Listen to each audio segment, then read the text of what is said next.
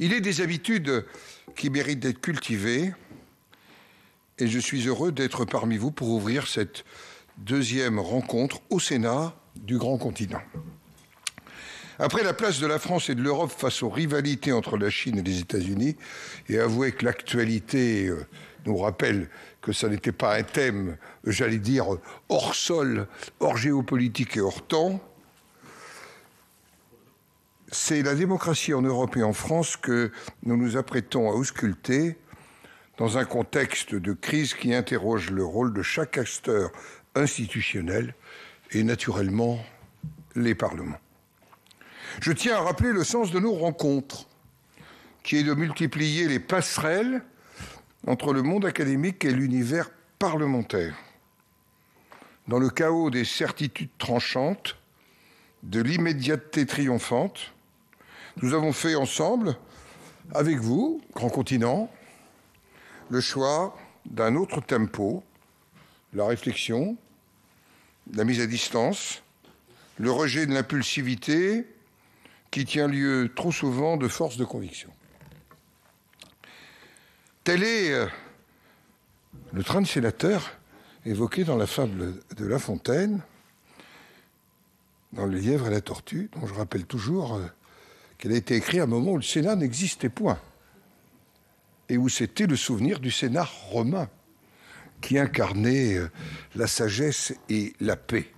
C'est donc loin, ce train de sénateur, d'être synonyme d'hésitation. Il veut octroyer à la décision des racines solides, prendre le temps, c'est écouter et entendre en épousant le pas de la sagesse. Mesdames et messieurs, la démocratie européenne est confrontée à une crise aux multiples facettes. Crise économique et sociale, inflation, crise de l'identité, montée des radicalités, tendance illibérale, guerre aux portes, et j'allais dire en Europe. La crise ne se limite d'ailleurs pas aux frontières de l'Union européenne, comme en a témoigné aux yeux du monde l'assaut du Capitole. C'était le 6 janvier 2021 à Washington. Cette crise ne me paraît pas cependant contester les fondements du modèle démocratique. Il n'est pas de société européenne qui envisage de rompre avec l'héritage démocratique au profit de régimes autoritaires. Personne dans nos pays ne peut considérer sérieusement que les régimes autoritaires soient mieux armés pour affronter les grands défis, malgré les tentations qui ont existé mais vite dissipées au premier temps de l'épidémie de Covid. A contrario, existe dans nos sociétés une vive dénonciation d'un déficit de démocratie et un appétit de plus en plus grand pour la démocratie participative. On peut d'ailleurs se demander si la crise n'est pas consubstantielle à la démocratie. La démocratie porte en elle un état de tension entre majorité et minorité. La promesse d'expression de la volonté de chacun est en fait aussitôt bridée par sa dissolution dans le destin collectif. La démocratie, en plus, me paraît sans cesse perfectible. À la question, les démocraties européennes sont-elles menacées dans leur existence face à la crise présente ? Point d'interrogation, je réponds, ce n'est pas ma conviction. Parlons de la démocratie en France et de la crise dans notre pays. Les comparaisons européennes sont souvent instrumentalisées pour lisser les effets de la crise dans tel ou tel pays et montrer que la situation est finalement moins grave ou en tout comparable. C'est, je pense, aussi une erreur de perspective. La France porte, certes, tous les traits des crises européennes, mais il me semble plus accusée en son sein que dans les pays de son voisinage. Pays de voisinage qui ont su canaliser les expressions politiques les plus radicales, regardez récemment en Espagne, ou conforter une culture du pacte social. Premier compromis, le compromis des polders, dont on parle peu aux Pays-Bas, mais qui parle à un ancien ministre du Travail qui a eu en charge la réforme de l'article 1er du Code du travail. Mais aussi, secrétaire général honoraire en Allemagne, vous qui connaissez bien la situation politique en Allemagne, vous trouvez une formule identitaire faisant le lien entre des traditions et une modernité dont l'essence est d'être ouverte sur le monde. Faut-il réfléchir à l'exemple du Royaume-Uni sur ce sujet? La France est un précipité singulier, un alliage inédit entre interrogation identitaire et commotion sociale. La crise française actuelle n'est pas non plus la simple résultante de choix non réglés ou de décisions trop longtemps reportées. Toute crise puise indéniablement ses racines dans le passé, mais elle ne se produit qu'à un moment donné et pas à un autre. Fermer les yeux sur ce moment, l'écarter d'un revers de main pour renvoyer les responsabilités à ses prédécesseurs, reviendrait à une forme d'aveuglement, c'est l'expression de Pierre Rosanvallon, et d'échec dans l'exercice du pouvoir. Il serait vain, enfin, de tenter d'édifier des barrières étanches entre crise sociale et crise politique. Toute contestation sociale ne débouche pas nécessairement sur le champ politique. Mais rares sont les contestations politiques qui ne soient pas nourries de contestations sociales. La contestation sociale n'est pas le degré mineur de la contestation politique auquel on voudrait la circonscrire. Elle en devient l'une des expressions. C'est le glissement entre les deux phénomènes qui permet au mieux de saisir la portée de la crise française, bien au-delà de la question, naturellement cruciale, des retraites. Alors, crise politique, crise des institutions, crise démocratique, crise de régime, tout ceci avec des points d'interrogation. Je sais que parmi nos intervenants de ce soir, il existe des analyses différentes de la mienne, mais je crois que c'est l'intérêt de ce type de débat. Crise de gouvernance, sans aucun doute, pour moi, et crise de l'autorité. Crise d'une autorité qui se voulait jupitérienne et verticale et a cherché à contourner depuis des années le Parlement, les territoires, les corps intermédiaires. Crise de la capacité à convaincre par une parole de vérité et non des effets d'annonce ou d'éléments de langage répétés jusqu'à ce qu'ils atteignent la vacuité. Crise de résultats, certainement, parce que trop souvent les mesures annoncées l'ont été encore et encore avec des effets réduits. Crise entre la France oubliée et la France de toutes les opportunités. Donc crise de cohésion nationale, lorsque des paroles brutales divisent, lorsque l'intégration est abandonnée au communautarisme. Crise dans l'exercice du pouvoir, assurément. La responsabilité politique n'est-elle pas de rechercher le moyen de conjuguer la légalité et la légitimité, d'éviter qu'Antigone ne défie Créon, et d'accorder, et là je convoque Montesquieu, la lettre et l'esprit des lois. Force est de reconnaître que ce ressort démocratique s'est grippé. Mais avant tout, c'est la crise d'un pouvoir, du pouvoir en place, qui doit trouver une issue politique. Au-delà d'un chapelet de mesures techniques dont on peine à distinguer le fil conducteur, quelle perspective de sortie de crise a-t-elle été définie? Oui, quelle perspective a été définie? Cette question majeure demeure encore aujourd'hui sans réponse. Je ne fais pas partie, vous l'avez compris, de ceux qui invoquent une crise systémique. Je crois en la responsabilité politique. Mesdames et messieurs, le Parlement, par le contrôle de l'action gouvernementale, par le vote de la loi, permet d'ajuster la lettre à l'esprit, la légalité à la légitimité démocratique. Il est au cœur du contrat social. Au cours de ces dernières semaines, je le dis devant la présidente de la Commission des affaires sociales, le Sénat a fait la démonstration qu'il était en mesure d'accueillir un débat riche, parfois vif, parfois même très vif, ne basculant jamais dans l'invective, en cohérence avec ses convictions, et capable de se prononcer sur le fond dans une totale indépendance du pouvoir en place, des injonctions politiques ou des émotions du moment. Le Sénat me paraît avoir, dans sa diversité, assumé sa mission, qui est aussi une mission d'être un balancier stabilisateur des institutions. Je crois que le bicamérisme est une chance parce qu'il n'aligne pas de façon systématique les majorités législatives. Parce que le Sénat, émanation des collectivités territoriales, est autant attaché aux libertés locales qu'aux libertés individuelles et collectives. Il est l'un des garants en période de crise. Il se méfie toujours des lois de pulsion quand on annonce le mercredi un projet de loi pour des événements s'étant situés le dimanche. Nous venons de le vivre aujourd'hui même. C'est la réalité politique de l'instant.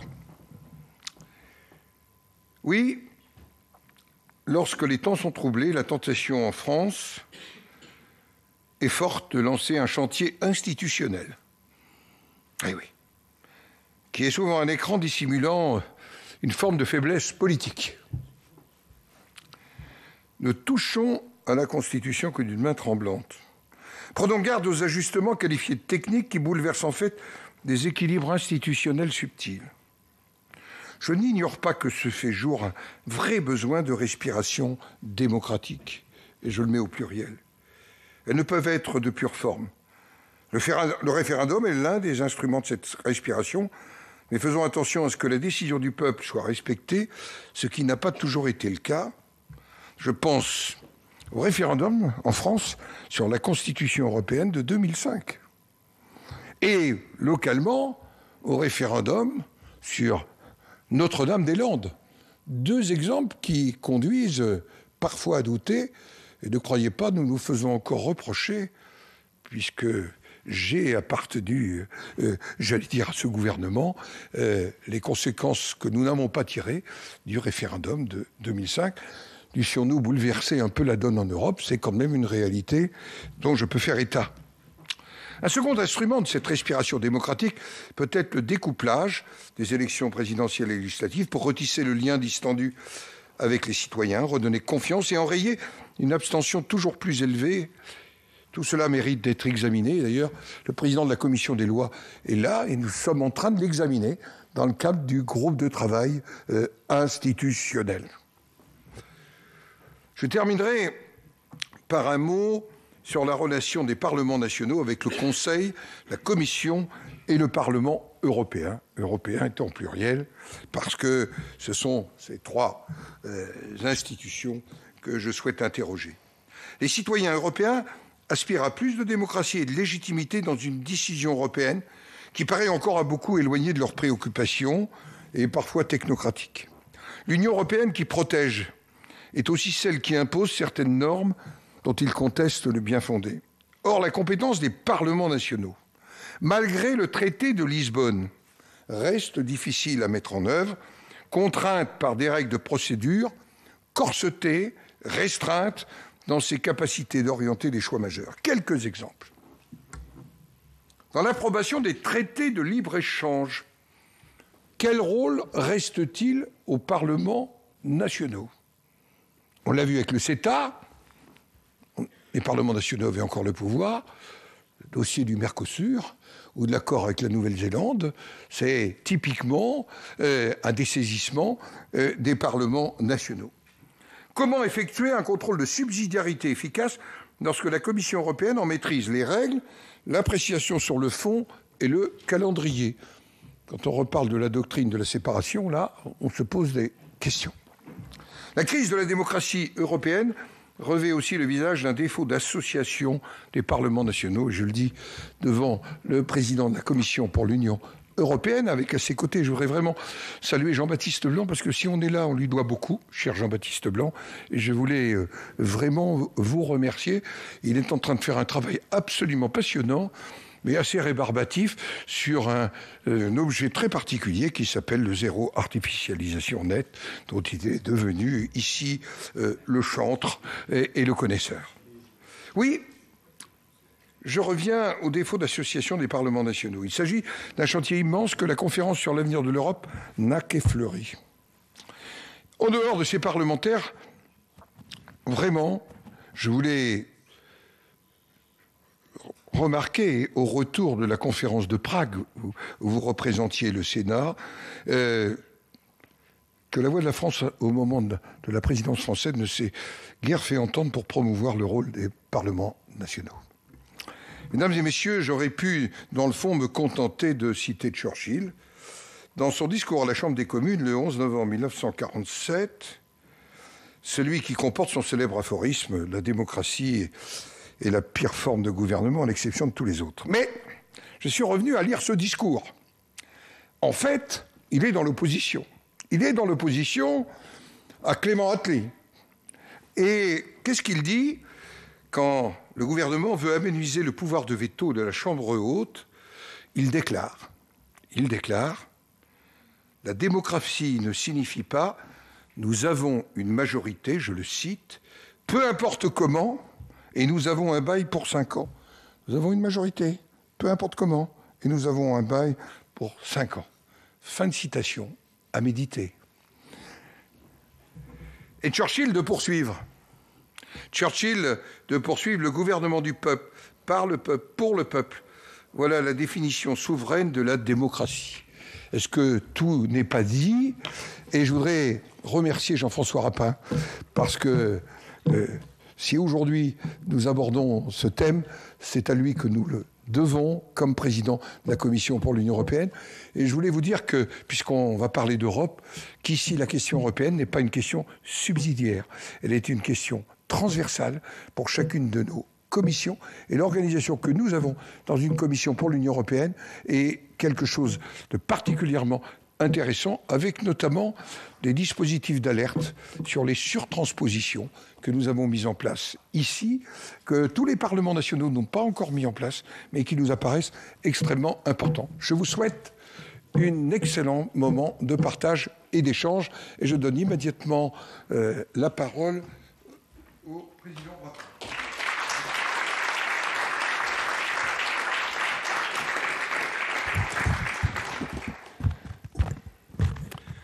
Monsieur le Président, cher Gérard Larcher, Mesdames et Messieurs, mes collègues de président de commission, Monsieur le Premier questeur, Madame la Présidente, Mesdames et Messieurs les ambassadeurs, Madame et Monsieur le professeur émérite, Monsieur le secrétaire général honoraire, mes chers collègues sénateurs, mes chers collègues. Je suis particulièrement heureux ce soir, dans le sillage du président Larcher, d'ouvrir la 2e édition des rencontres du Grand Continent au Sénat. Je saisis cette occasion pour souligner combien le partenariat scellé entre notre Assemblée et votre revue me semble opportun. En ma qualité de président de la Commission des Affaires européennes, j'estime en effet que l'ambition du Sénat d'être le creuset d'un débat public représentatif, prospectif et stratégique prend toute sa valeur quand elle se place, d'une part, à la bonne échelle, c'est-à-dire celle de notre continent, et d'autre part, à la bonne distance avec l'écume des jours, dirais-je, c'est-à-dire quand elle parvient à transcender la caducité du tweet. C'est ce même positionnement qui, je le comprends, distingue votre revue, qui a su, en seulement 4 ans, s'imposer comme une référence de premier plan. En misant d'emblée sur la traduction en plusieurs langues européennes, le grand continent atteste sa conscience aiguë que tous les peuples européens doivent naturellement prendre part au débat public sur les enjeux du monde contemporain. En prenant du champ avec l'actualité, tout en suivant de près votre revue, elle s'autorise à voir plus loin et plus haut, ou plus au fond, ce qui revient au même, et entend structurer une réflexion informée grâce au croisement de diverses disciplines. C'est ainsi qu'elle peut légitimement ambitionner de nourrir utilement le débat public et donc naturellement celui qui nous anime ici au Sénat. C'est à ce même effort de prise de distance que nous sommes invités ce soir pour appréhender ce qu'il advient de la démocratie dans les crises que traverse notre continent, c'est-à-dire dans ces moments rares qui appellent une réponse urgente pouvant justifier des procédures dérogatoires et le contournement exceptionnel des parlements. Je prendrai un point de vue un peu latéral par rapport à l'intitulé de cette rencontre centrée sur le rôle des parlements face aux crises qui affectent les démocraties européennes. Et en fait, je voudrais faire une remarque fondamentale qui va en entraîner deux autres. La question, c'est de quoi est-ce qu'on parle quand on parle de démocratie ? Et si j'ai parlé d'expérience démocratique ou de démocratie comme expérience, c'est parce que la démocratie ne se réduit pas à un système juridico-politique, qu'elle n'est pas seulement un mode de gouvernement ou un régime au sens étroit du terme, c'est-à-dire un certain mode de répartition, d'organisation, d'exercice du pouvoir. Bien sûr, un certain nombre d'éléments de structure institutionnelle sont fondamentaux. L'existence d'un état de droit, la séparation ou plutôt l'équilibre des pouvoirs plus conforme à l'idée et à l'inspiration de Montesquieu, la présence des contre-pouvoirs. Tout ceci est absolument essentiel. Mais la démocratie, c'est aussi, comme le disait Tocqueville dans La démocratie en Amérique, une forme de société. Et une forme de société, cela implique des dispositions subjectives propres à l'homo democraticus, c'est-à-dire une manière d'être et de vivre ou de ne pas vivre ensemble, un style d'existence, des mœurs, des assises mentales et affectives. C'est en ce sens que la démocratie est une expérience qui englobe à la fois les pratiques de pouvoir et des positions subjectives. En particulier, la démocratie, c'est ce régime paradoxal où la contradiction publique des actions du pouvoir est considérée comme légitime. On doit être attentif aux institutions, mais à la condition de considérer que la démocratie, c'est d'abord un mode d'existence qui ne se réduit pas à la sanction électorale et à des formes strictement procédurales. La démocratie représentative ne signifie pas que les citoyens doivent rester silencieux après avoir voté et en attendant la prochaine élection.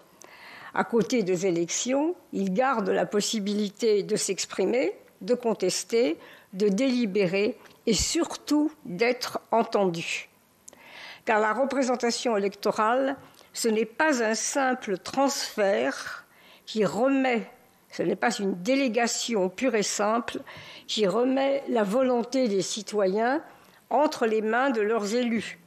Une fois que les citoyens ont voté, ils ne cessent pas pour autant d'exercer leur capacité politique. Et c'est précisément la caractéristique des régimes qu'on appelle illibéraux que de mettre la puissance d'agir des citoyens à la disposition des chefs qu'ils ont désignés. Et dans une démocratie digne de ce nom, la liberté de l'opinion publique implique le droit des gouvernés à exprimer à tout moment leurs opinions politiques et leurs protestations. Benjamin Constant, qu'on ne saurait soupçonner d'être tenté par le chaos politique et le désordre social, insistait sur la nécessité, je cite, d'une surveillance active et constante exercée par le peuple sur ses représentants en dehors du suffrage, de la liberté chez les modernes. Mais tout n'est pas qu'affaire de procédure, ou tout n'est pas seulement affaire de procédure. La démocratie, au sens plein du terme, implique que les citoyens se représentent et s'éprouvent de manière réflexive comme des acteurs politiques afin de disposer véritablement d'une force alternative. Ce qui fait que la démocratie est toujours dans une position instable, menacée de deux façons. Soit que les dirigeants prétendent incarner dans leur personne le pouvoir du peuple, soit que le lieu du pouvoir apparaissent aux citoyens comme un lieu vide, accaparé par les intérêts particuliers. Et c'est là que nous devons faire intervenir un certain nombre d'éléments relatifs à la crise et qui débordent de beaucoup l'idée de gouvernement et qui nous permettent de comprendre aujourd'hui ce qui se joue quand on évoque la crise des démocraties contemporaines.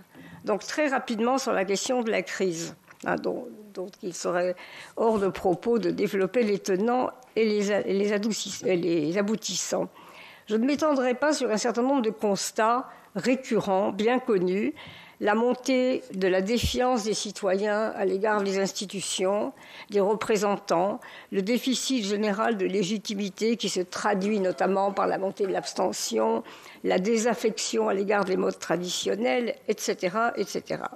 Donc, on a un certain nombre de signes extrêmement divers qui témoignent non seulement de l'essoufflement démocratique, mais d'une crise très profonde.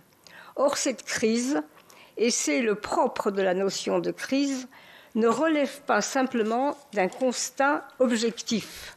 Elle engage la subjectivité.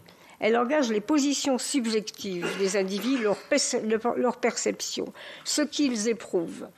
Si je me réfère au sondage déjà très ancien, publié par Le Monde en novembre 2016, et par le Cevipof, plus récemment, en mars 2020, l'enquête à propos du baromètre de la confiance politique, non seulement une majorité de Français estime que la démocratie fonctionne de moins en moins bien, l'appréciation n'est certes pas nouvelle, et vous avez rappelé la phrase de Churchill, qui est une matrice de la réflexion sur la démocratie, sauf qu'en général, on ne cite pas la dernière partie de la phrase, qui est, Churchill dit, la démocratie est le moins mauvais de tous les régimes, à l'exception de tous ceux qui ont été expérimentés dans l'histoire.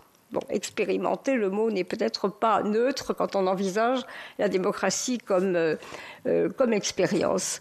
Et il y a quelque chose d'un petit peu, préoccupant dans les résultats de ces derniers sondages, qui est que, loin de considérer que la démocratie est irremplaçable, une grande majorité d'individus envisagent de manière positive les bénéfices possibles d'un gouvernement technocratique qui serait guidé par des experts. Ça irait beaucoup plus vite et on s'éviterait ces pérégrinations absolument, sans fin, ou même d'un système autoritaire où les contre-pouvoirs ne freineraient plus l'action de l'exécutif. Donc ces appréciations subjectives marque quand même une inflexion relativement récente, parce qu'elle témoigne de la fin d'un consensus où tous, ou presque tous, se proclamaient démocrates, en dépit de leurs insatisfactions, de leurs déceptions et de leurs critiques. Mais, et c'est le troisième et dernier point que je voudrais souligner, on assiste aussi à des mouvements inverses, à des tentatives de réappropriation de la capacité citoyenne qui témoignent d'une prise de conscience. La prise de conscience du fait que la démocratie n'est pas une forme politique comme une autre. Si nous la préférons, si nous la privilégions, c'est précisément qu'elle répond à une exigence fondamentale que les individus puissent être à la fois sujets, capables d'obéissance civique et citoyens agissant libres et égaux. Comme le disait Rousseau, être à la fois sujet et citoyen ou encore obéir à la loi que l'on sait soi-même prescrite. En ce sens, la démocratie, et comme le disait aussi Spinoza, le régime qui permet d'actualiser la puissance d'agir des hommes, qui permet d'actualiser leur puissance collective. Elle actualise l'idée que le pouvoir ne réside pas seulement dans un rapport vertical entre ceux qui commandent et ceux qui obéissent, mais qu'il est aussi, comme le disait Hannah Arendt, un agir ensemble qui n'appartient à personne. Personne n'est détenteur de la souveraineté du peuple. Ceux qui occupent le lieu du pouvoir, ils sont locataires et non propriétaires, doivent être certes respectés en tant que tels, mais ils ne peuvent prétendre incarner à eux seuls la légitimité démocratique. Et c'est à la lumière de ces réflexions, j'en viens à la question des parlements, que doit être réenvisagée la question de la représentation. puisque c'est ça qui est au cœur de notre discussion de ce soir, elle ne consiste pas simplement à être représenté, ce n'est pas simplement être représenté à la voix passive, être représenté par ses représentants, mais elle met en jeu le fait de se représenter soi-même, de nous représenter nous-mêmes de manière réflexive, comme citoyens agissants, et de nous reconnaître comme tels. C'est cette conscience réflexive qui, évidemment, entraîne l'attention portée au rôle des parlements, des corps intermédiaires et des associations, mais aussi de tous les acteurs de la société civile et syndicale. Et c'est de cette conception de la représentation que procèdent les résistances à la verticalisation du pouvoir. C'est pourquoi, à côté du rythme ou des scansions électorales, la dynamique démocratique implique à la fois des modalités de contestation, d'expression des désaccords et des modalités de participation qui accompagnent nécessairement la revalorisation du rôle des parlements. Donc, je pense qu'à la fois, nous percevons aujourd'hui dans la crise qui nous touche un certain nombre de choses très graves qui portent atteinte à la dynamique démocratique et à sa créativité. Mais à contrario, je dirais que le fait d'envisager la démocratie non pas simplement comme un ensemble procédural, mais comme une dynamique, comme une invention, comme disait Claude Lefort, nous conduit au-delà des procédures institutionnelles déjà existantes. Et nous ne pouvons nous éprouver nous-mêmes comme citoyens agissants que si nous retrouvons le sens de l'invention démocratique. C'est dans cette perspective, pour moi, que s'inscrit la question de la représentation et du rôle des parlements, c'est-à-dire imaginer des procédures qui organiseraient les pratiques démocratiques sur le plan institutionnel et qui organiserait des actions citoyennes répondant à cette dynamique. Voilà, je vous remercie.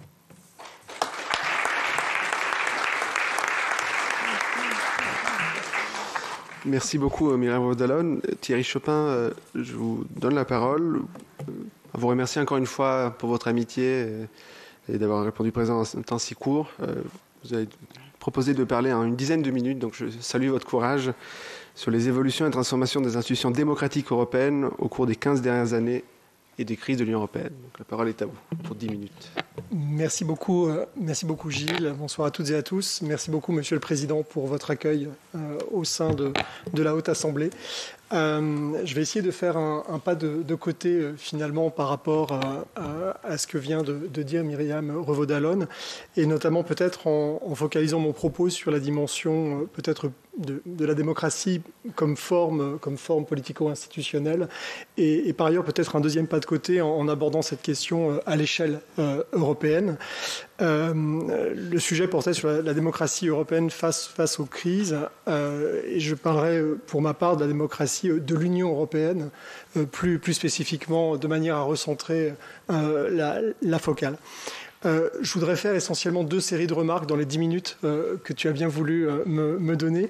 D'abord, peut-être effectivement tirer quelques leçons des 15 années de crise qui viennent de s'écouler pour la gouvernance de l'Union européenne. Je crois qu'il y a des leçons qu'on peut en tirer qui sont intéressantes pour analyser l'équilibre ou plutôt les déséquilibres entre le pouvoir exécutif européen et la dimension parlementaire de l'Union européenne.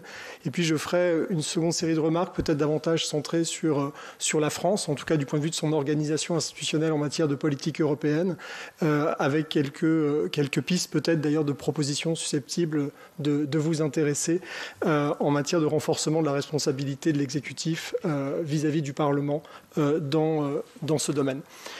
Sur le premier point d'abord, donc quelques leçons sur les 15 ans de crise qui viennent de s'écouler. Vous l'avez, Monsieur le Président, rappelé, depuis 2008, l'Union européenne a été confrontée à un certain nombre de crises qui se sont enchaînées, après lesquelles on a couru en réalité. Et ces crises, en fait, d'ailleurs qu'on peut qu'on pourrait qualifier de choc de souveraineté. Elles touchent toutes à des enjeux régaliens d'une manière ou d'une autre. Toutes ces crises, finalement, ont d'abord eu peut-être des vertus positives au sens où elles ont provoqué une mobilisation politique hors norme au plus haut niveau des États. Au niveau chef d'État et de gouvernement. Vous avez mentionné la montée en puissance du Conseil européen, non pas dans le triangle institutionnel communautaire, mais dans le quadrilatère, finalement, que représente la gouvernance de l'Union européenne aujourd'hui. Et effectivement, cette montée en puissance des chefs d'État et de gouvernement, sans doute s'explique par deux raisons fondamentales. D'abord, la légitimité politique de ces chefs d'État et de gouvernement face à de tels enjeux, et par ailleurs, le fait que les États disposent de moyens budgétaires, évidemment, qui ne sont pas ceux de l'Union européenne en tant que telle. En même temps, si je puis dire, cette montée en puissance du Conseil européen a eu des conséquences ambivalentes, voire négatives, me semble-t-il. Au moins pour ce qui concerne les crises entre 2008 et 2015, dans la mesure où ce qu'on a pu percevoir, c'est un certain nombre d'effets négatifs de cette gouvernance de crise par les chefs d'État et de gouvernement. Lenteur de la négociation diplomatique, d'abord, incertitude liée à la désynchronisation des moments politiques nationaux en Europe, qui entraîne en fait une difficulté d'abord à se mettre d'accord, mais même le cas échéant, quand on parvient à se mettre d'accord au niveau des chefs d'État et de gouvernement, la possibilité que les décisions prises puissent être remises en cause du fait d'un changement de gouvernement ou d'un changement de majorité dans tel ou tel État membre. Sans doute, les crises plus récentes, je pense à la crise du Covid, je pense également à la guerre en Ukraine, permettent de dire qu'on a peut-être commencer à tirer les leçons des effets négatifs de cette gouvernance de crise par le Conseil européen. En tout cas, on a pris moins de temps à prendre les décisions qui s'imposaient. Mais à nouveau, on voit bien que le véritable souverain, c'est la nécessité. Ça ne relève pas en réalité d'un choix de type démocratique au sens où ce choix, cette décision aurait fait l'objet au préalable d'un débat informé au sein d'enceintes parlementaires, comme on est en droit de l'attendre quand on est en démocratie. Sans parler effectivement de ce que vous avez mentionné également, l'usage d'un certain nombre de dispositions juridiques des traités. Je pense à l'article 122 du traité de l'Union européenne, mais dont parlera sans doute Klaus Welle dans un instant, qui a tendance à mettre entre parenthèses le rôle du Parlement européen dans cette gestion de crise, même si l'urgence, en fait, à nouveau, nous contraint à prendre les décisions en question. Donc politique de l'urgence, politique de l'événement, si on veut reprendre une expression désormais célèbre, qui pose un certain nombre de problèmes et en réalité qui me semble poser deux problèmes fondamentaux. Le premier en termes d'efficacité, le second en termes de légitimité. Le mot est souvent revenu dans les présentations et les discours qui viennent d'être prononcés. Sur le registre de l'efficacité, d'abord, ce qui est très frappant, c'est que finalement, certains observateurs, certains acteurs se satisfont en réalité du fait que le Conseil européen, cette réunion des chefs d'État et de gouvernement, serait devenu, j'utilise le conditionnel, le véritable pouvoir exécutif de l'Union européenne, sous une forme très particulière, comme un pouvoir exécutif collectif. C'est sans doute vrai empiriquement, mais par contre, est-ce que ça règle le problème de l'efficacité, de la légitimité des réponses apportées aux crises au niveau européen? Je ne le crois pas du tout. Donc je ne serais pas en total accord avec la thèse de quelqu'un qu'il faut lire comme Luc von Middelaar à cet égard.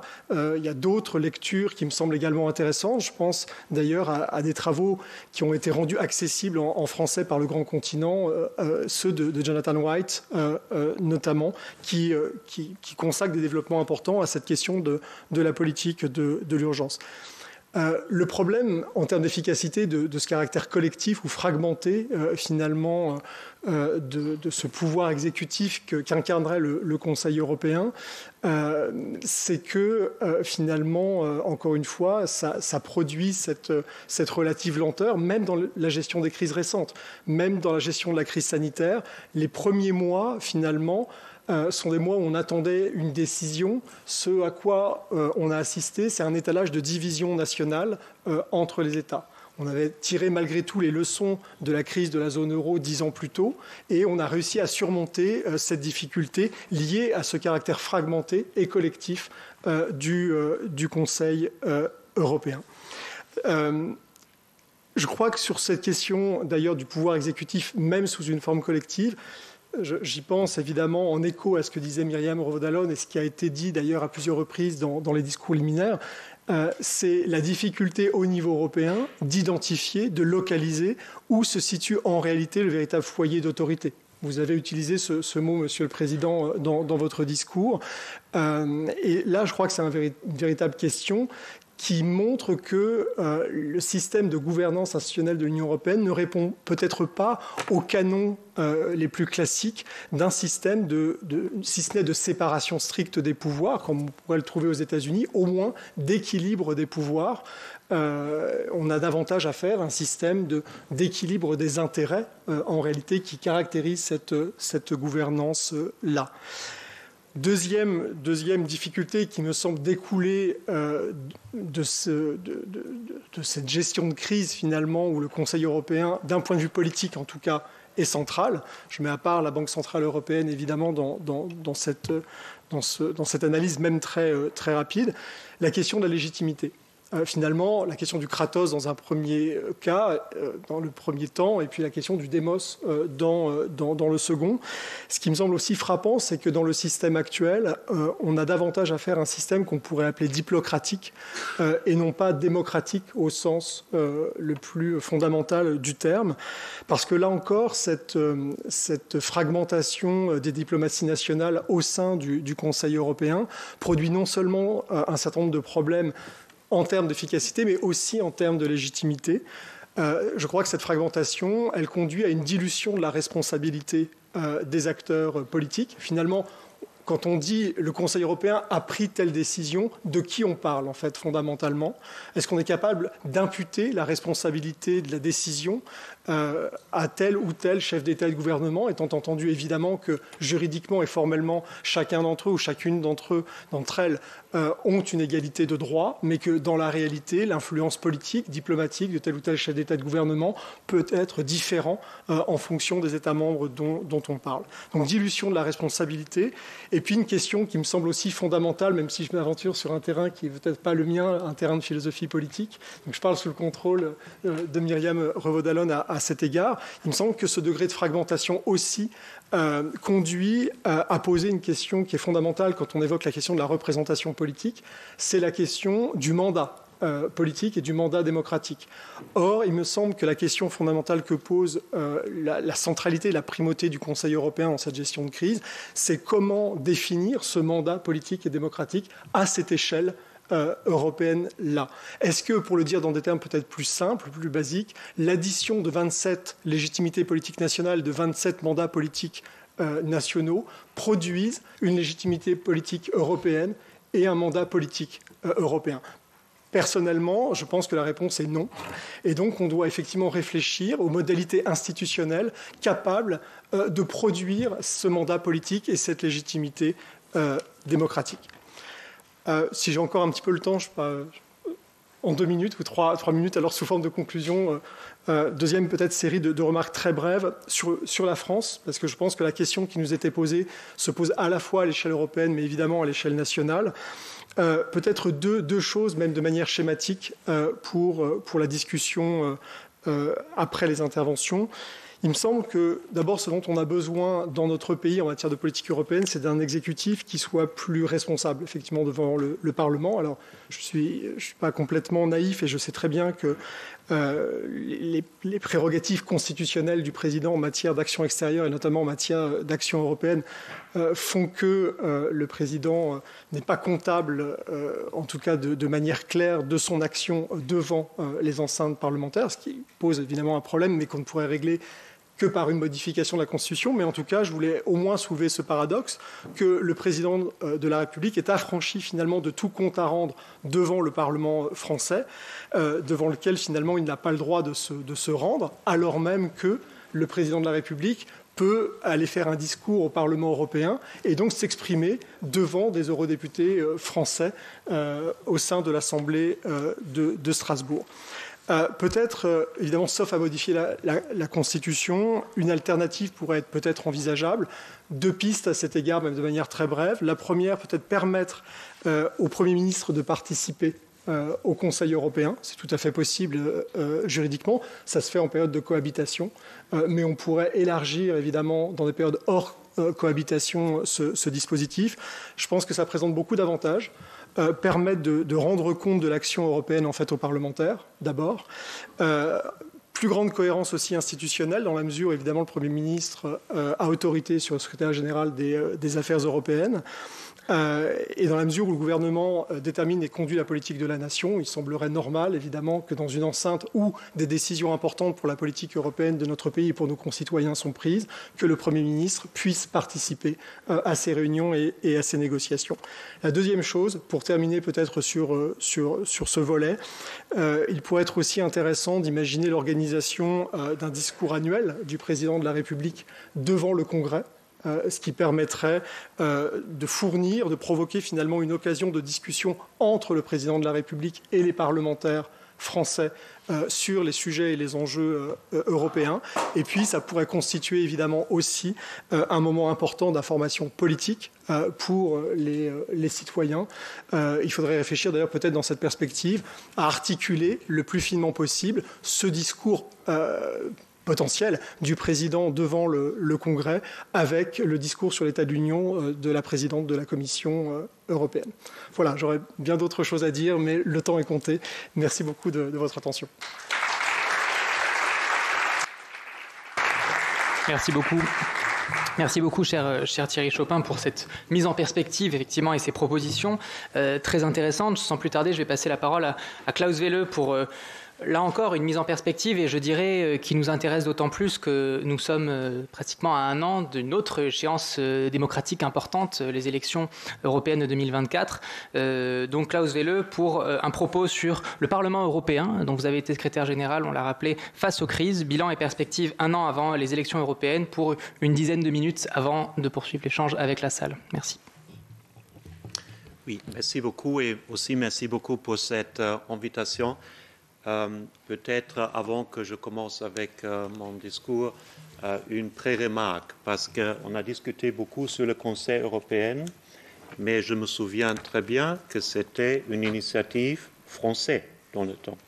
C'était très lié au nom de Giscard d'Estaing, et je me souviens encore quand les parlementaires sont revenus de la dernière réunion de la Convention, ils étaient très frustrés, parce que presque tous les membres de la Convention se sont exprimés contre l'institutionnalisation du Conseil européen. Et il paraît, je n'étais pas là, que M. Giscard d'Estaing aurait répondu « mais moi, je peux voir des majorités futures ». Et donc, c'est resté dans le texte. Donc, il me paraît aussi dans ce débat-là qu'il y a des questions européennes et des questions françaises, des questions et peut-être problèmes dans l'institution française se marient un peu dans cet débat ici. Mais pour ma contribution, donc d'abord, qu'est-ce que c'est une crise? Et peut-être là, il s'exprime aussi un peu le tempérament. Pour moi, une crise, c'est quand le status quo ne peut plus être maintenu. Une crise, c'est quand le changement devient finalement une obligation. Une crise, c'est quand le nouveau reçoit finalement sa chance. On dit que la crise est l'heure de l'exécutif. Peut-être. La crise, c'est plutôt le moment de ceux qui ont anticipé, qui ont une idée du futur, qui sont prêts à agir et vite. C'est leurs idées qui vont déterminer le chemin à prendre quand finalement le report n'est plus possible. Les exécutifs et leurs appareils aiment les parlements comme chambre d'appui, réactifs. Il est séduisant d'oublier que la légitimité finalement vient du peuple et de leurs représentants démocratiquement élus.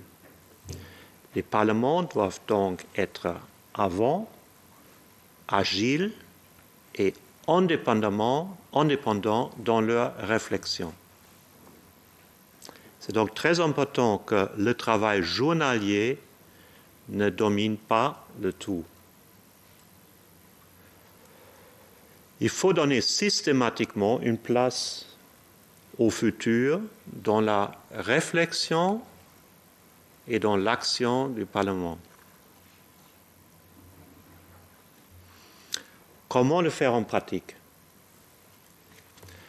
Les parlements ont leur mot à dire dans les cycles législatifs et politiques. Celui-ci, qui va déterminer l'agenda, a déjà décidé sur 80% du résultat. Le Parlement européen a développé des outils pour y arriver à long terme, à mi-terme et à court terme. L'élection du président de la Commission européenne par le Parlement européen, tout au commencement de la législature, est une négociation qui prend des semaines. Le Parlement européen est une institution composée de minorités. Même si la candidate, comme actuellement, est issue de la plus grande famille politique, celle-ci ne dispose de plus de 25% des sièges. Le soutien des parlementaires des autres groupes politiques lors de l'élection dépend donc des concessions sur le contenu à mettre en œuvre pendant les longs 5 ans de la législature. Les crises évidentes et prévisibles, comme le réchauffement climatique, peuvent donc y être adressées d'une manière précise et concrète. Cette occasion se répète lors des confirmations des candidats commissaires individuels, avant le vote sur le collège dans son ensemble, et permet d'adresser des questions sectorielles et plus en détail. Depuis la présidence du Parlement par l'ancien Premier ministre polonais Jerzy Buzek, l'institution dispose d'un instrument pour actualiser ces accords dans une perspective à mi-terme. Le grand débat parlementaire avec la présidente de la Commission européenne chaque automne, qui s'appelle l'État de l'Union. C'est ce que je veux dire, ce n'est pas seulement un discours, mais avant que la présidente donne son discours, elle va bien sûr consulter les différents acteurs politiques pour voir qu'est-ce qu'il fait le soutien. Et dans le vif, le Parlement européen a fait démonstration pendant la crise du Covid qu'elle était capable de faire fonctionner une démocratie continentale et multinationale de 27 pays et de plus que 440 millions de citoyens en digital et en distance. Elle a pu jouer un rôle clé dans la solidarité en poussant pour le programme multimilliard Nouvelle Génération de l'Union européenne. Le Parlement européen était le premier à pouvoir saluer le président ukrainien Zelensky en débat plénière. Sa présidente Roberta Metsola, la première chef d'une institution européenne à se rendre à Kiev. Les députés, en avant du Conseil et de la Commission européenne, en demandant la perspective de l'accès de l'Ukraine à l'Union européenne. Le Parlement européen a joué un rôle décisif en assurant que les crises en Europe ne sont pas devenues des crises de l'Union européenne. Est-ce qu'il n'y a donc plus rien à faire? La permacrise des dernières années nous montre bien que l'ordre international est en train de changer fondamentalement. L'agressivité russe contre les civils en Syrie, provoquant la déstabilisation de la politique en Europe par le flux de millions de réfugiés, et maintenant sa guerre contre l'Ukraine ont mis fin à 30 ans de coopération paisible. La confrontation entre la Chine et les États-Unis s'accélère d'une manière dangereuse et va restructurer les relations politiques et économiques mondialement. On risque fort d'entrer pas seulement dans une nouvelle guerre froide, mais peut-être même une guerre chaude. Le paradigme du prix déterminant depuis la chute de l'Union soviétique est maintenant remplacé par un nouveau paradigme de sécurité et la compétition des systèmes politiques. Il est donc urgent d'améliorer nos capacités d'analyse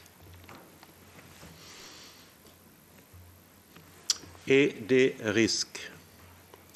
Les services de recherche du Parlement européen a développé pendant les derniers 10 ans des outils qui nous soutiennent dans cette ambition. La revitalisation de l'idée du coût de la non-Europe, soutenue par des centaines de pages d'analyse, met en avance les opportunités inachevées de croissance sans dette. Le travail sur le risque systémique, très probable à se réaliser, et les capacités disponibles ou non à les maîtriser en forme sur un programme à mi-terme pour éviter les crises les plus graves et soutenir la résilience. La coopération interinstitutionnelle espace, commencée à l'initiative du Parlement européen par un rapport parlementaire de la Commission du budget, le rapporteur était le député James Ellis, au plus haut niveau administratif sur le terrain global, a établi une base solide qui a facilité la création d'un vice-président de la Commission européenne responsable pour la prévision, les réunions de ministres du futur et l'établissement des centres d'expertise dans toutes les institutions, en bref, des structures de prévision. Les crises ne doivent pas nécessairement être affrontées, et ça c'est la méthode de travail du Conseil européen, par la méthode dos contre le mur, regard dans l'abysse. Dans une nouvelle fonction, j'ai proposé de mettre la soutenabilité au cœur de tous nos politiques, pas seulement dans l'environnement.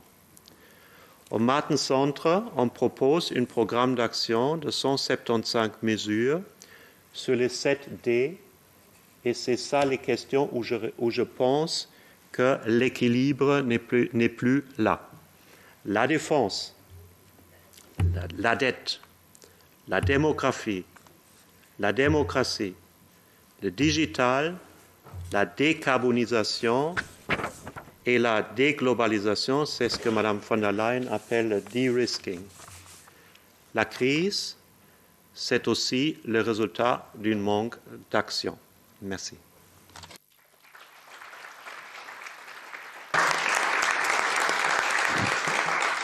Merci beaucoup à tous les trois. Ces interventions étaient très riches. Je suis sûr qu'il y a beaucoup de réactions et de questions. Nous ouvrons pendant une vingtaine de minutes les interventions et les échanges avec le public. Donc je vous prie de vous signaler en levant la main et on prendra une série de questions et interventions afin de permettre à tous les trois de répondre. Donc peut-être monsieur là-bas.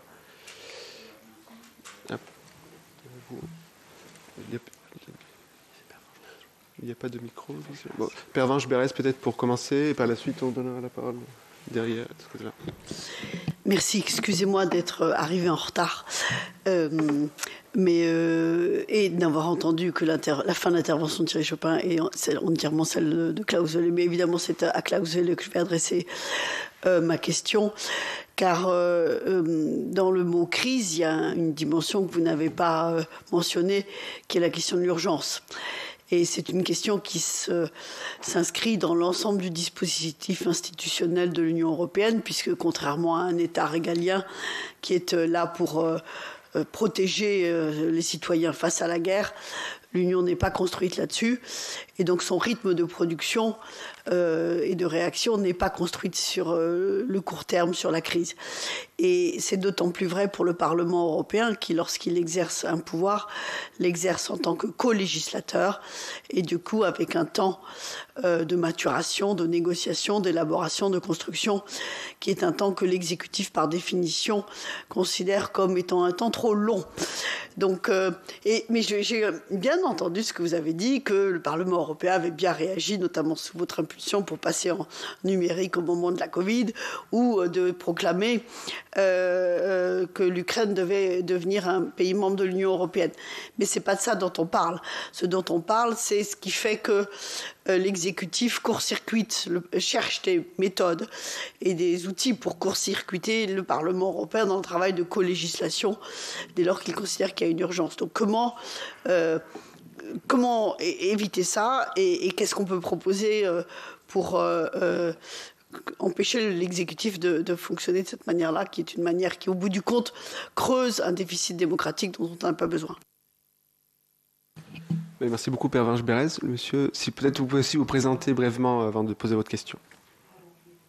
Pervenche Berès, je pense que ça ne se présente pas. Bonjour, David Kahn, Fédéral Europe. Merci pour les interventions. Vous avez très bien indiqué que les grands défis, les grands sujets se traitent désormais au plan européen, d'après les citoyens de l'Europe. Et c'est le cas en raison de l'interdépendance très poussée entre nos pays et en raison des risques que représentent les puissances, les superpuissances. Et vous avez d'autre part très bien montré le manque d'efficacité, le manque de prévisibilité, de capacité à prévoir, et le manque de légitimité du Conseil européen, qui est de fait le centre du pouvoir des institutions européennes. Alors, la question est très simple.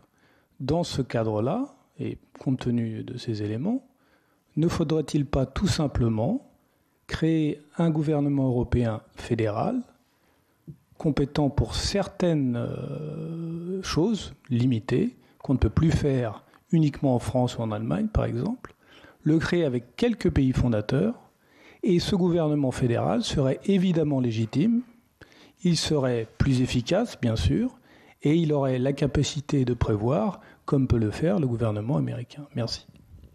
Merci. Une dernière question de cette série, je crois. Oui, Anodel.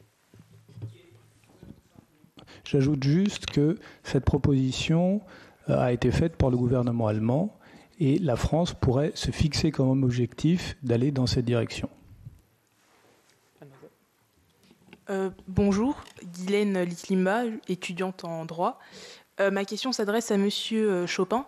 Justement, vous avez parlé du fait que le Conseil de l'Europe soit une sorte d'exécutif européen qui agit justement de manière à pallier la collégialité qu'il y a au Parlement. Seulement, est-ce que là, avec toutes les superpuissances, la crise entre la Chine et les États-Unis, et que l'Europe se place un peu au milieu de tout ça, est-ce que justement le Conseil de l'Europe ne va pas essayer de... le Parlement plutôt va s'effacer face au Conseil de l'Europe en vue de répondre plus rapidement justement à ces crises différentes? Voilà, merci. Si vous voulez commencer une première série de réponses. Oui, avec plaisir. En effet, je crois la question de Pervenche Berès, mais aussi les introductions qui étaient faites, posent la question exactement là où il faut poser la question. Parce que je crois la description est correcte. Le Conseil européen réagit sur des questions d'État, classiquement des questions régaliennes, comme vous avez dit. Et pourquoi est-ce que le Conseil européen le fait? Parce qu'il est devant la nécessité. Et pourquoi est-ce que le Conseil le fait en improvisé? Parce que ce n'était pas réglé correctement dans les traités. Ça veut dire qu'il y a une manière d'adresser aussi le contrôle démocratique. Ça veut dire d'accepter qu'au monde où on vit, il faut traiter d'une manière efficace, par exemple, la politique étrangère, sécurité et défense au niveau européen. Si on est confronté par la Russie et peut-être confronté par les Chinois et quelquefois peut-être même confronté par nos amis américains. Donc si on a le courage de le dire, de l'accepter, on peut le mettre aussi d'une manière organisée dans les institutions européennes. Et à l'autre côté, il y a le Parlement national. Et j'ai participé à beaucoup de réunions avec les présidents des parlements nationaux et les secrétaires généraux. Et de mon point de vue, le problème principal, c'est que la participation des parlements nationaux est réglée d'une manière très, très différente par tout le Parlement. Donc c'est même très difficile entre le président du Parlement de se parler. On commence très régulièrement par les présidents du Parlement qui disent « Moi, je n'ai pas le droit de m'exprimer sur des questions politiques ». Mais on a des modèles qui fonctionnent. Les modèles qui fonctionnent sont les modèles scandinaves. La grande chambre au Finlande, le contrôle au Danemark. Si on veut vraiment faire plus fort la voix des parlements nationaux, il faut une sorte de gold standard pour tous les parlements nationaux dans le contrôle d'abord de leur propre gouvernement, qui doit se justifier devant le Parlement pour les décisions et les actions que le gouvernement prend au niveau européen. Et à ce moment-là, on commence à contrôler aussi l'action et des décisions prises au Conseil européen qui sont en dehors du cadre du traité européen. Donc le plus bon conseil que je peux donner aux parlements nationaux, ça c'est de faire du modèle scandinave, finnois, danois la pratique utilisée par tous les parlements nationaux dans le contrôle de leur exécutif et de demander leurs exécutifs d'accepter ça. À ce moment aussi, une coopération entre les parlements nationaux devient possible, parce que si on n'a pas les mêmes droits, ça devient très très difficile d'agir entre parlements nationaux d'une manière ensemble au niveau européen.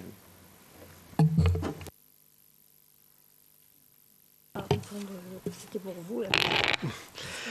Merci beaucoup pour votre question. De manière générale, je pense que avec le retour en fait des enjeux de puissance et des questions géopolitiques, il y a plusieurs choses en fait qui en découlent. D'abord, en fait, une prise de conscience de la nécessité de renforcer notre sécurité. Et une fois qu'on a dit ça, une deuxième chose, c'est qu'évidemment, comme il s'agit de sujets régaliens qui sont tous situés au cœur de la souveraineté de l'État, très clairement, le rôle des États et des chefs d'État et de gouvernement notamment sera central. Et donc, cette institution qu'est le Conseil européen le sera aussi. Néanmoins, une fois qu'on a dit ça, peut-être deux choses en matière, et pour faire écho à ce que Klaus vient de dire à l'instant, en matière de politique européenne et de politique internationale, les modèles en fait des relations entre les gouvernements nationaux et les parlements nationaux sont très différents d'un pays membre à l'autre. Et là, il se trouve qu'on est dans un pays, ici, en France, où il y a une singularité de ce point de vue-là. Il y a une relative fragilité, je le dis dans des termes diplomatiques, du contrôle parlementaire vis-à-vis des prérogatives constitutionnelles en fait, de l'exécutif, et notamment du président de la République en matière d'action extérieure. Ce n'est pas du tout le cas dans d'autres pays membres. Et effectivement, le modèle danois, le modèle allemand aussi sont des modèles intéressants en fait, à cet égard. Et donc, il faut distinguer en fait, les cas de figure nationaux de ce point de vue-là. Par ailleurs, l'autre chose en fait, qui me venait à l'esprit en vous écoutant poser votre question, c'est que sur ces sujets de sécurité et de défense, il y a un enjeu, je trouve, très fort de convergence entre les États membres. Et il y a un travail de convergence à réaliser sur différents registres. On le voit évidemment d'abord sur un registre stratégique, la question de savoir ce qu'on doit faire en réalité quand on dit qu'il faut renforcer notre sécurité, qu'est-ce que ça veut dire ? Est-ce que ça veut dire, et la question se pose avec les milliards d'euros qui sont mis sur la table en fait aujourd'hui, avec l'effort budgétaire en matière de défense, est-ce que ça signifie renforcer des capacités nationales en matière de défense ? Est-ce que ça signifie renforcer et développer des capacités européennes communes commune à l'échelle européenne dans ce domaine? Est-ce que ça veut dire renforcer le pilier européen de l'OTAN? Est-ce que ça veut dire faire uniquement confiance à l'OTAN? Est-ce que ça veut dire acheter du matériel sur étagère, etc., etc. Donc on voit qu'il y a un débat très fort sur ce registre stratégique. Il y a aussi un débat qui devrait avoir lieu sur la question, sur le registre politique, c'est-à-dire si on décide d'aller dans une direction qui nous fait renforcer nos capacités en matière de sécurité, la question est de savoir... est celle, en fait, la question est de savoir comment, à quelles conditions on utilise finalement ces capacités-là. Et là encore, entre les différents États membres, les conditions politiques en fait pour utiliser des moyens de défense ne sont pas les mêmes d'un pays membre à l'autre. Et le rôle des parlements est variable entre les différents pays européens. Donc là aussi, il y a un effort de convergence à réaliser. Et puis évidemment aussi effort de convergence sur le plan opérationnel, sur le plan industriel.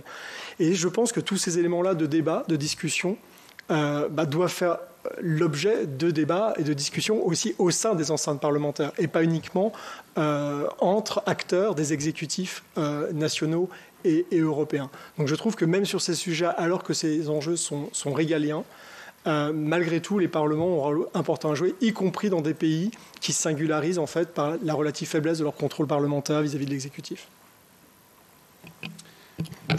Merci. Myriam Revaud-Dallon, vous voulez peut-être intervenir ou on peut ouvrir pour une autre série de questions, comme vous le souhaitez. Peut-être une série de questions, encore une dizaine de minutes. Allez-y. Alors, Bertrand Séné, donc je suis économiste écologiste et je suis passionné également par les questions de démocratie. Dans la façon dont chacun a présenté les choses, on voit qu'il y a différents angles d'approche sur les questions démocratiques.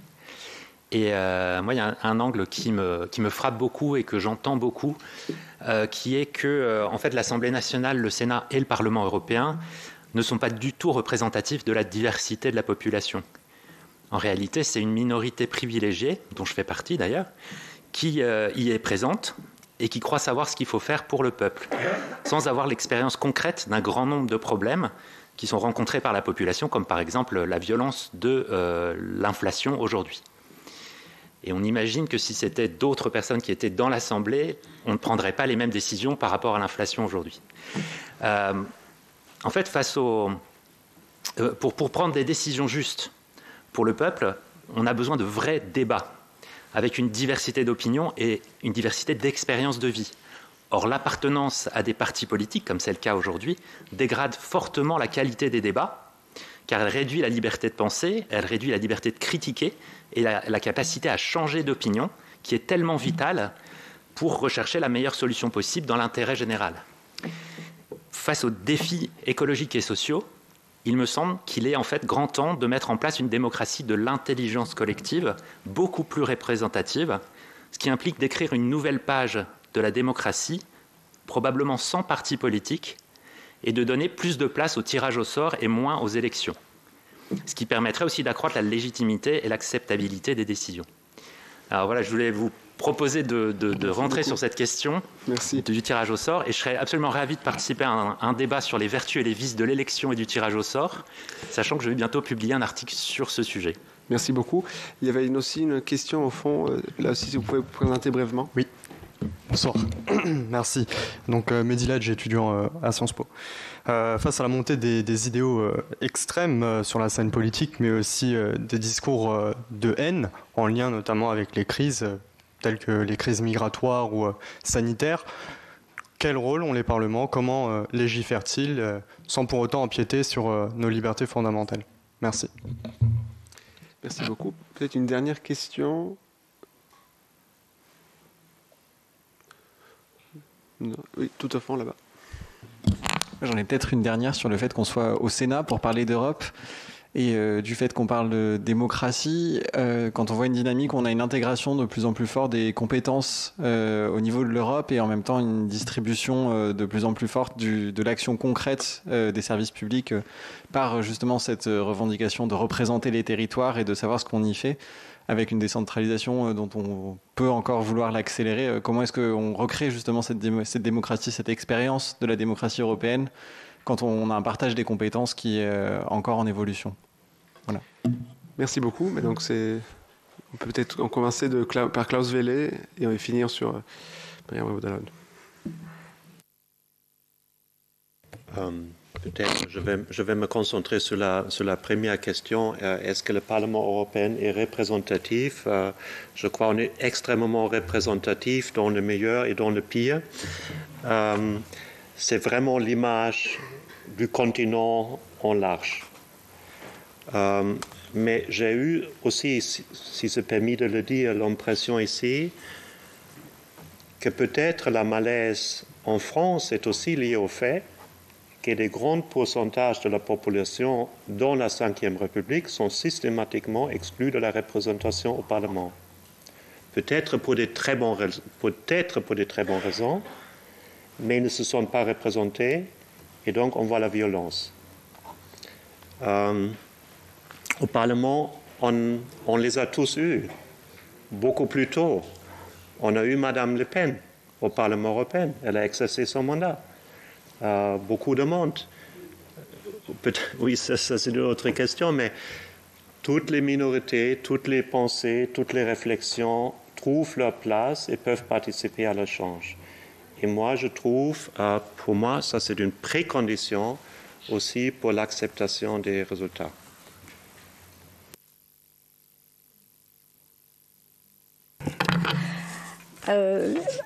Moi, je n'ai pas de réponse précise à apporter à chacune des questions, mais il me semble que je pourrais faire une remarque sur ce qui les motive et sur leur point de départ. Il me semble que toutes les questions, les dernières qui ont été posées, sont l'expression précisément d'une espèce de malaise et de la prise de conscience d'un décalage entre la représentation au sens procédural du terme et ce que j'appelais tout à l'heure, au fond, l'esprit de la démocratie ou le fait de se sentir représenté. La question de la représentativité formelle, elle n'est pas nouvelle. Elle se pose, elle s'est posée pour pour le moment de la Révolution américaine. Elle s'est posée au moment de la formation de la Constituante en France. Et on sait très bien que ce qui a été récusé d'emblée par les théoriciens constitutionnels, c'est la représentation miroir. Parce que ça ne veut rien dire, ça ne fonctionne pas. C'est pas, mais d'une certaine façon. Au fond, il y a dans la représentation, tant qu'on la conçoit comme une simple délégation ou un transfert, une imperfection ou un vice fondamental qui est absolument insoluble. C'est pour cette raison que au fond, ce type de question ne peut être réfléchi ou travaillé, n'obtient certainement pas de solution parfaite au sens mathématique du terme, mais que ce type de question ne peut être repris que si on débasse ou si on déborde l'aspect strictement procédural. C'est-à-dire que toutes les questions qui sont posées, elles témoignent de la conscience d'un décalage ou d'une dissymétrie entre la démocratie telle qu'elle est mise en forme, elle est nécessairement mise en forme de façon imparfaite, et un esprit de la démocratie qui ne coïncide jamais totalement avec elle. Peut-être un mot sur un sujet très, très large que vous avez évoqué, sur la montée des extrémismes et notamment des discours de haine.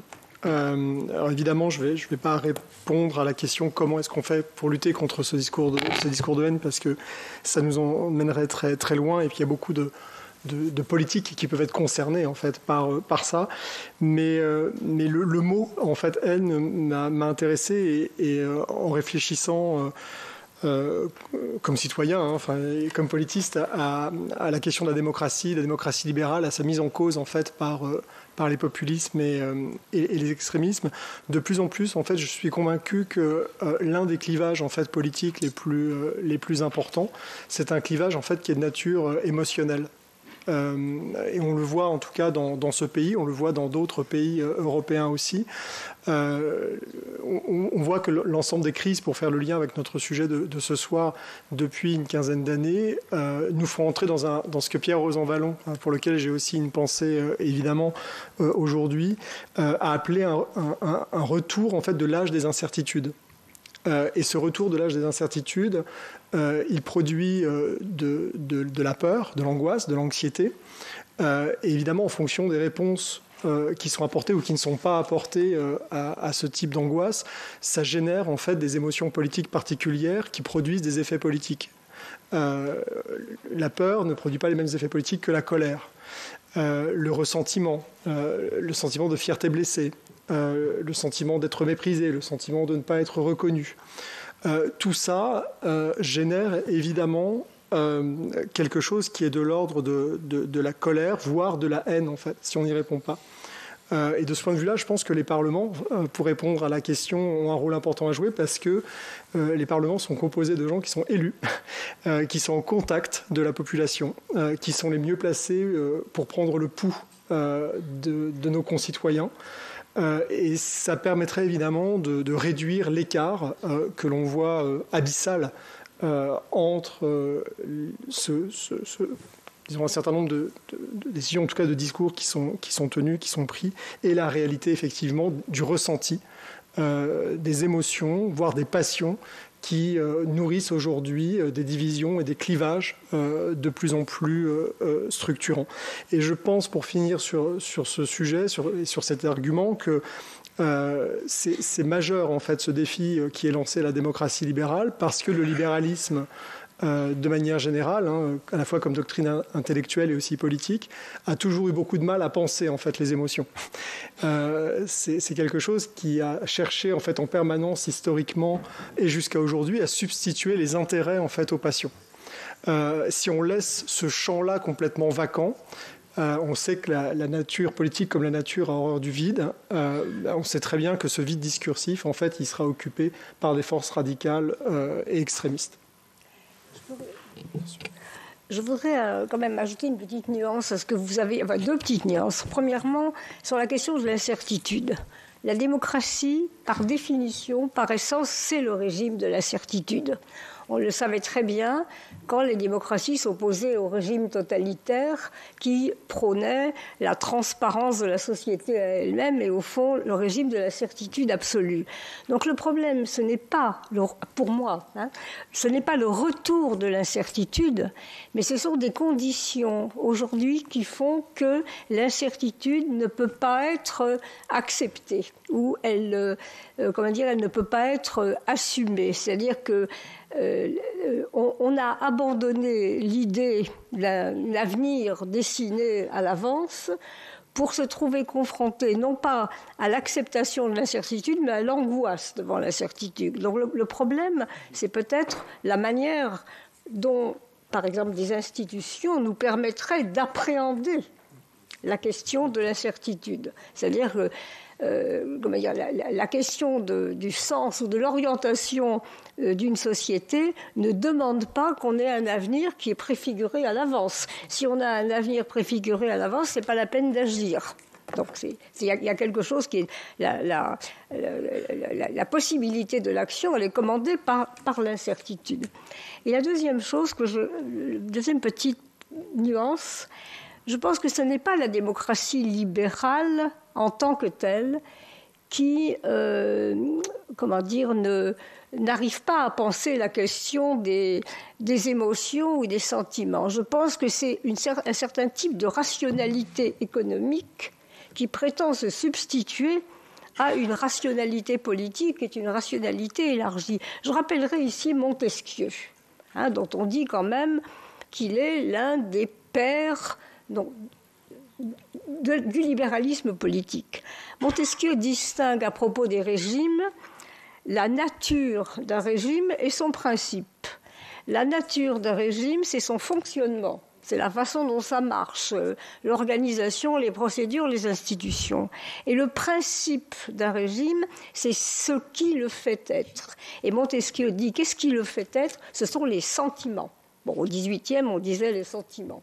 Donc l'amour de la liberté ou par exemple la crainte dans une tyrannie, le sens de l'honneur dans une monarchie, etc. Donc peut-être que c'est un travers beaucoup plus, je dirais, récent que d'avoir oublié qu'il y a une sensibilité politique qu'il faut intégrer à l'intérieur de la rationalité. Et par exemple, Aristote, la colère est un sentiment politique. La peur, beaucoup moins. Voilà, mais voilà, oui, c'est vrai, mais de façon un petit peu, la peur, elle est transformée, elle est élaborée de manière rationnelle. Mais quand les Grecs disaient, par exemple, un homme qui est incapable de se mettre en colère n'est pas un homme libre, bon, ils voulaient dire aussi que la colère était partie prenante d'un certain type de rationalité politique que j'appellerais une rationalité élargie. Donc, je crois qu'effectivement, c'est un problème fondamental que d'arriver à réintégrer ce registre des sentiments, du sensible, à l'intérieur de la réflexion politique, alors que nous sommes maintenant dans un type de raisonnement qui ne cesse de les opposer. D'un côté, la rationalité calculante, de l'autre, les émotions, on pense à Platon et au peuple qui est la grosse bête en proie à ses passions et à ses dérives. Donc je pense que ça, c'est un enjeu fondamental aussi que d'arriver à réarticuler les deux.